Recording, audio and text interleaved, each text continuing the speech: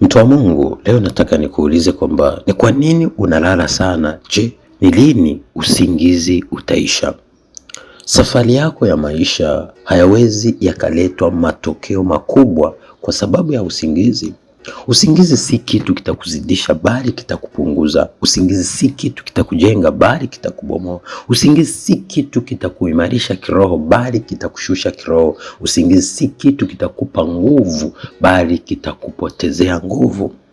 Safari ya wanadamu wengi hapa duniani, miili yetu imekuwa ni mwalimu mkubwa wa kuongoza na kutoa mwanga wa maisha yetu.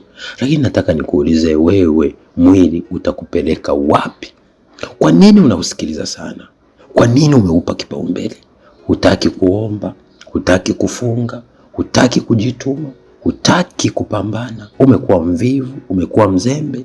Unaishi maisha ya ndoto kwamba nimeota kitu fulani, basi ngoja nienende kwa jinsi hiyo. Ndugu yangu, imani huja kwa kusikia neno la Kristo. Ni lini utaanza kutembea na neno na kuanza kufanya jambo kubwa kwenye maisha kuliko kuishi maisha ya kubeti na wakati bado unahitaji kutengeneza msingi hapa duniani? Kumbuka watoto unaowazaa, hutowaacha wameteketea. Kumbuka familia ulioileta hapa duniani, wote unaoishi nao ndugu yangu, umewaachaje? Ni baba, haupambani kwa ajili ya watoto. Kila unachokipata unakila kinaisha. Ni lini utaweka akiba? Mama, hujitumi, hupambani. Safari yako ya ushindi na maisha hapa duniani yanahitaji nguvu yako ya kupambana, kupigana mpaka uwe mtu mkuu na ubadili historia ya maisha yako.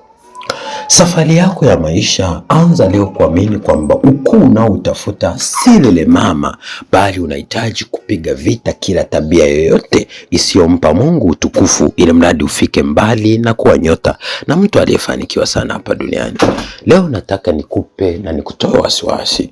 Ukiacha kulala sana, ukiacha uzembe, ukianza kujituma, ukamtanguliza Mungu, yote yanawezekana kwake yeye aaminie. Unawatamani matajiri, unatamani wafanyabiashara wakubwa, unatamani watumishi wakubwa, unatamani watu wakuu hapa duniani. Tamaa yako italeta majibu lini? Kutamani tu hakutokusaidia chochote, zaidi kutakufanya uwe ni mwenye dhambi, kwa sababu utatenda dhambi. Lakini unapojifunza kwa watu waliofanikiwa, ukaanza kupiga hatua, Mungu atakuwa upande wako.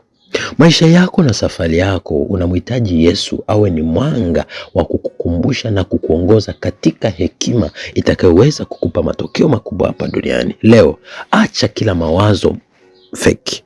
Leo acha kila woga. Leo acha kila uzembe.